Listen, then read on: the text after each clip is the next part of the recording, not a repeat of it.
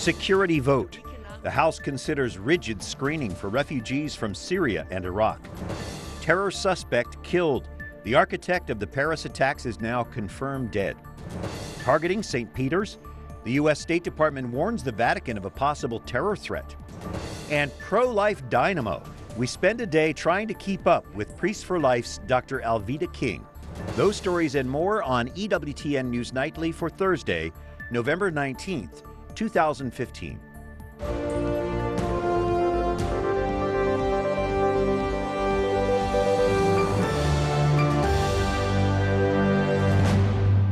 Good evening from Washington. Thanks for joining us tonight. I'm Brian Patrick with your news now.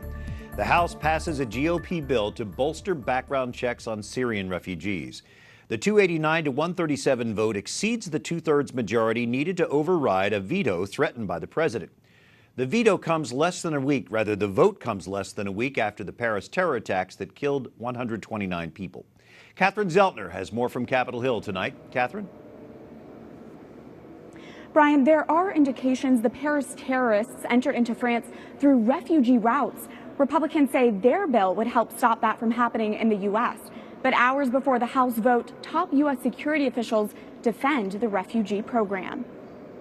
No terrorist in his right mind would use the refugee program as a way to enter the United States.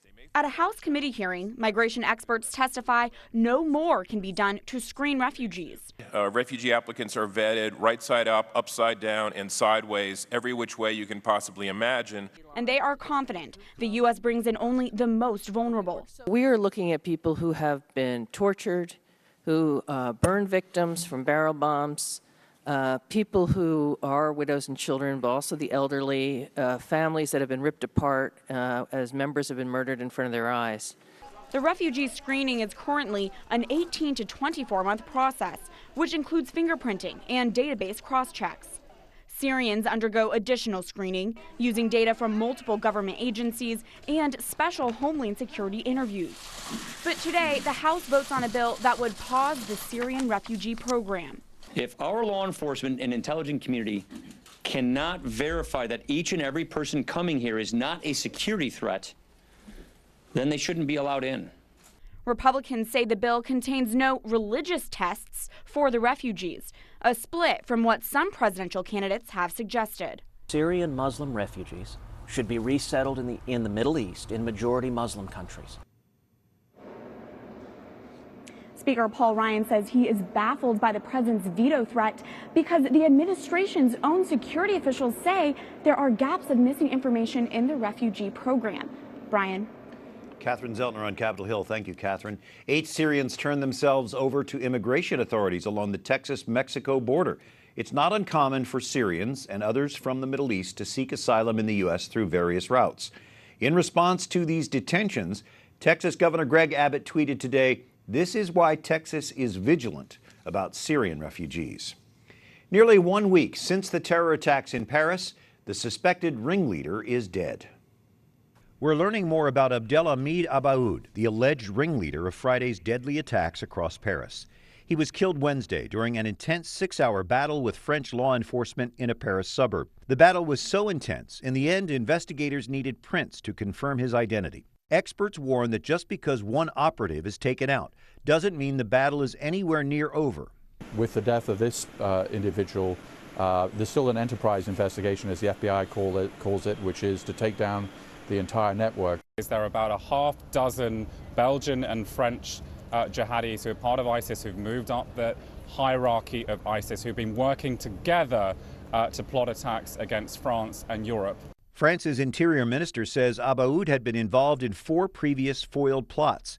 He's promising to push European officials to better work together to fight terrorism. French officials didn't even know Abaoud was in France until 3 days after Friday's attacks.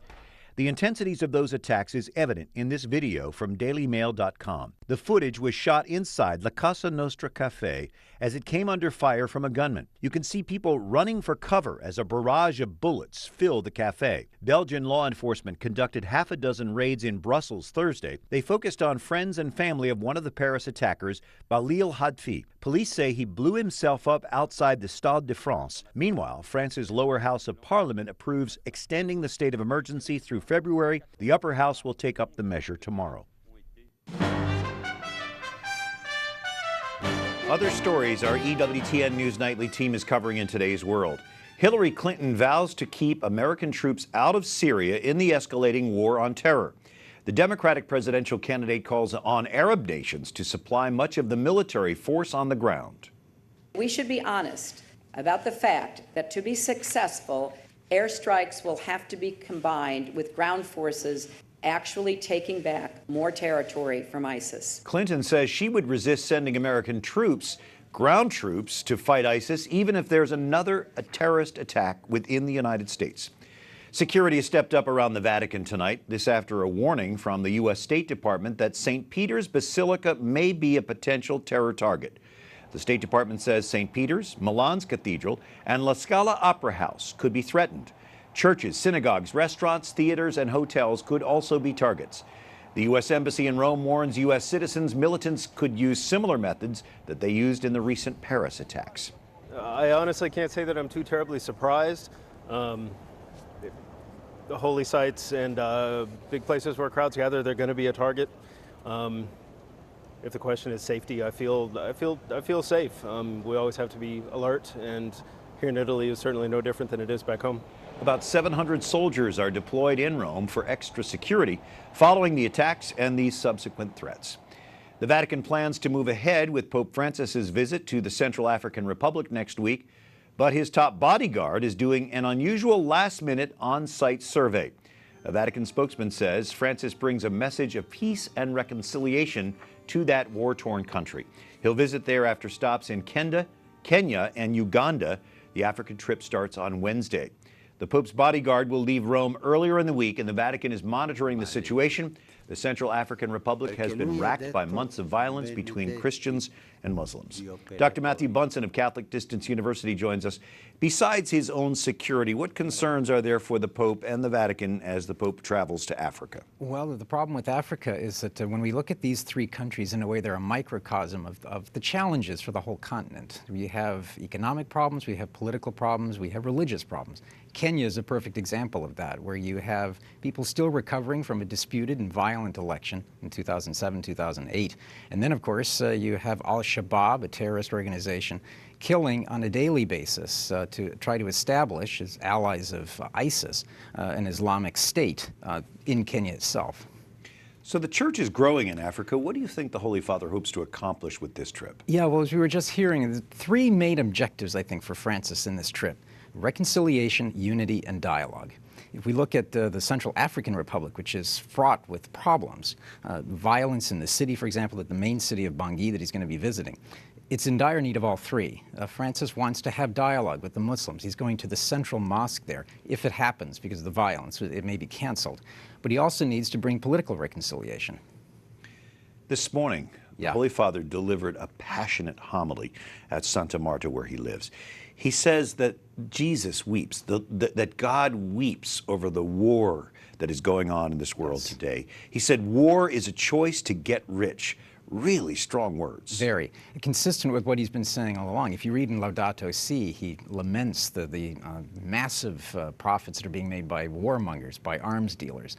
Europe right now is awash in weapons from the Bosnian War and from the former Soviet Union. Multiply that across the world, and Pope Francis is warning us that there are profiteers who are making money off of suffering and mayhem. Pope Francis does not mince words. He doesn't. He's gone after the mafia. He makes these strong statements, and here he is going into a land that is very unsafe, is racked by war. Are you at all concerned for his safety? I am. This is one of those trips, I think, that we need to monitor very carefully. And pray. And pray. It's a symbol, though. Francis will go anywhere in the name of peace and dialogue. That's a message he wants the world to know. And terrorism really grows on that idea of instilling fear, and the Holy Father is an example of how to face that fear and just continue on. Yeah, and telling the world, too, that in the face of violence, there's always our Lord, but right now our Lord is weeping. He said that this morning in his homily. Very powerful. Dr. Matthew Bunson with Catholic Distance University and the author of so many great books, including the Encyclopedia of Saints. Thanks for joining us. Great to be with you. Rumors that Mother Teresa will be declared a saint during the Holy Year of Mercy are flooding social media, but a Vatican official says it's really too soon to say. The Italian Bishops' Conference Daily calls September 4th, the day before Mother Teresa died, a probable canonization date. Father Federico Lombardi stresses Francis still needs to approve a miracle attributed to Mother Teresa's intercession.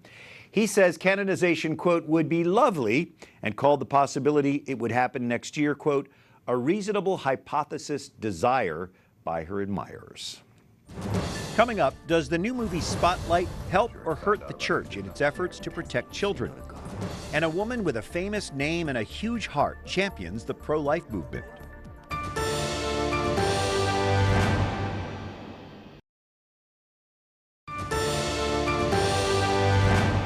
On this Thursday, November 19th, thanks for joining us for EWTN News Nightly. I'm Brian Patrick. A new movie revisits the Boston Globe's uncovering of the clergy sex abuse scandal in the Catholic Church. Spotlight is the story of the investigative team that earned a Pulitzer Prize for its reporting of the abuse allegations in 2001. It was a time when more than 200 priests and religious were accused of abusing minors and then reassigned in a cover-up. One Catholic priest actively fighting to prevent clerical child abuse says the church has taken action. If a priest is known to have sexually molested a minor, he will never minister as a priest again. And this is the fact. There's no priest in this country who's molested a minor that we know of who's in ministry. And number two, mandatory reporting. Monsignor Stephen Rossetti points out the movie is about history and not current events. Christopher White of Catholic Voices USA joining us by Skype from New York City. Christopher, why do you say that U.S. Catholics should be grateful for the media's earnest coverage of the sex abuse scandal? Thanks, Brian. You know, I think the reason Catholics should be grateful for the story that Spotlight tells is not because of the pain that it causes us to remember, but because it really marked a turning point in the Church's response to the abuse crisis, and has really led to almost 15 years of new reform measures that have really made Catholic institutions the safest place for minors in the country. And your book called Renewal really does document that effort by the church. Does the movie shed any light on that? Well, I think, you know, the movie ends where the real story begins. So I don't want to spoil anything for those going to see the film, but the movie ends as the story is officially breaking and the paper is going to print effectively. So the movie, unfortunately, doesn't tell the great success story where the Catholic Church has become the gold standard for the protection of minors in the United States. And so what we've done in the past 10 years is really make sure that anyone who comes into contact with minors has been screened, has gone through appropriate background checks, independent review boards have been set up, every diocese in the U.S. has safe environment offices. And so, in fact, what's actually happened is that the rest of the world has, in a sense, looked at the Catholic Church to say, how can we model our own programs after that in the Catholic Church so that we too can have those same standards? And so that's the real story that has to be told today, is what we've done. And, you know, it has to be done in a way in which we really, you know, we empathize with all who were affected by this crisis. And, you know, it's appropriate for us to recognize that, you know, there were priestly failings. There was a fidelity, you know, a crisis of fidelity to the gospel. But I think all of our priests and bishops today are truly on board with making sure that such tragedies never happen again. It'd be nice to see a sequel to Spotlight that tells that story. Finally, and very briefly, do you think this movie will harm the church or benefit us? You know, I think it will benefit us. You know, we can't be hostile to movies like this because you know, it does document a part of our past. But we can really claim this, our response to it as something worth celebrating and you know, and memorializing, so that we can go on and move forward in a way that builds on what we've learned. Christopher White, Skyping with us from New York City with Catholic Voices USA. Thank you, Christopher. Thanks, Brian. And as Americans prepare for Christmas shopping, one company provides some guidance for faith-based buyers. Faith-Driven Consumer reviews companies that are most friendly to Christian principles. The company says 1 out of every 6 American adults is a faith-driven consumer. That's about 41 million Americans, and this powerful market segment can impact the culture in a positive way. Chris Stone with Faith-Driven Consumer is joining us on EWTN News Nightly. Chris, what percentage of faith-driven consumers are Catholic? 1/3 of them. 1/3 of faith-driven consumers are Catholic. So this is a powerful force in the marketplace. How can we use that power to send a message to these companies? Well, the best way to do that is to focus our spending on the companies that are doing it right. Instead of a boycott, which threatens people with not buying, we're creating a boycott, rewarding people for good behavior. So look at the Faith Equality Index, faitequalityindex.com. Look at the companies, pick the companies that are most faith compatible and engage them. What criteria do you use to rank them? Well, it's who has been most overt in engagement, who has welcomed us, who respects our values and our beliefs, who are using their corporate funds in philanthropy and public policy areas that are compatible with faith-driven consumers, even to an internal point of view of HR. Can you give us an idea of who tops that list? Well, obviously you would have a Chick-fil-A or a Hobby Lobby, but other than that, Tyson Foods, Walmart, Interstate Batteries are strong performers on a relative basis. Do you put the real weak ones in there too? You mentioned the ones to avoid? Well, we're not saying it from a standpoint of avoidance, but you could say that Unilever and Bank of America are at the very bottom with an 11 out of 100. So at Christmas time, we spend a lot of money on gifts. That can become so secular and really take away from Christmas, but it can also be part of the celebration. How can Christians bring their Christianity to the cash register, especially at this time of year? Faith-driven consumers will spend $30 billion at Christmas. And as an act of stewardship, God gave us all of what we have. What are we responsible for with what we do with it?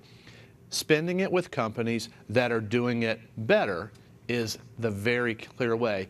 Also, you can go again to our website, and you can, the Activity Center shows you how to contact each company and encourage those that are doing it well and encourage the ones that aren't to do it better.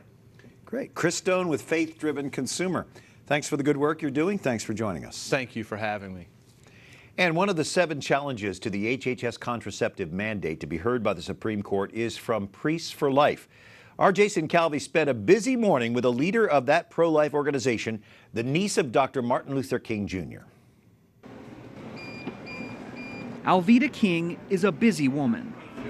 Good morning to you. How are you? Her father and slain uncle, the leader of the civil rights movement, were deeply rooted in their Christian faith. They would say, certainly, according to Romans 13, obey the laws of the land.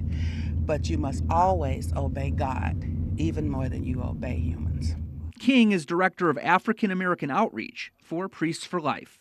Okay, so send that to Newswire, and then do the whole thing on our blog and to our list. The organization says they're being forced to violate their faith with the HHS birth control mandate. Good morning. Good to How are see you? God bless. Right. They say the opt-out form triggers birth control coverage for their employees, so they're suing. I have suffered abortions and harmful effects from contraceptives. So that's why I say my rights as a woman to force something on my company and me by participating one way or the other, even if we signed a waiver that says we don't participate. That's still participating. The 65-year-old mother of 6 had 2 abortions, but is now a leader in the pro-life movement. No matter what the High Court decides in June, King knows what the winning strategy is. Remain prayerful, keep looking up. God will have the final word in this matter. In Washington, Jason Calvi, EWTN News Nightly. Up next, we explore Create in Me a Clean Heart, the U.S. Bishop's pastoral response to pornography. And at nearly 100 feet tall with 2 tops, the Vatican's Christmas tree is now up in St. Peter's Square.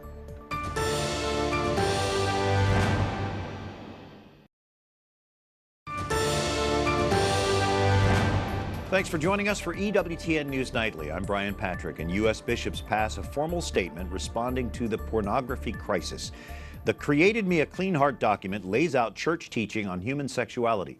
It gives an overview on how pornography impacts society and offers resources to combat it. The full text is at usccb.org/creating clean heart. Patrick Trueman is CEO and president of the National Center on Sexual Exploitation. Is the bishop's statement strong enough considering the health crisis pornography is? Yes, it is. I think it's more than hoped for, Brian. It is a wonderful statement, very comprehensive, and I think it's very important that it ends up talking about God's mercy. For so many people who are caught up in pornography, they need to know God is there for them, and there's a way out. And God is the only answer for anyone stuck in an addiction like that. What are some of the negative effects that pornography has, especially on the family? Well, we know that at least half the marriages that break down in America, pornography is one of the contributing factors. We know that child sex abuse is often tied to pornography use by an adult.